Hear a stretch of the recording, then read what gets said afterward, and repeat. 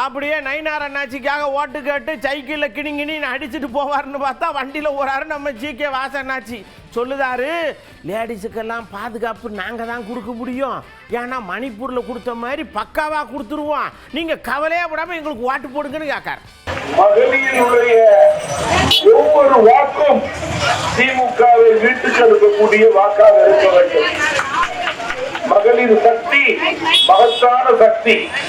காரணம், இன்றைக்கு தமிழகத்திலே நம்முடைய பெண்களுக்கு மகளிருக்கு பாதுகாப்பு இல்லை. இந்தியாவிலே ஒரு மாநிலம் மகளிருக்கு பாதுகாப்பு இல்லாத மாநிலம் என்றால் வெட்கக்கேடு அது தமிழகம் தான் என்பதை நான் தலைகுனிந்து இங்கே கூற விரும்புகிறேன். கொலை, கொள்ளை, திருட்டு, போதைப் பொருள், பாலியல் என்று அடுக்கிக் கொண்டே போகலாம். இவைகளுக்கு ஒரு முற்றுப்புள்ளி வைக்க வேண்டும்.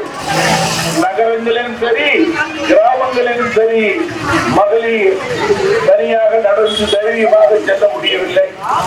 அதற்கு காரணம் கொடுங்கோல் திமுக ஆட்சிதான். இந்த ஆட்சி மாற்றம் ஏற்பட்டால்தான் மகளிர் தமிழகத்திலே நிம்மதியாக இருக்க முடியும் என்பதிலே மாற்று கருத்து கிடையாது.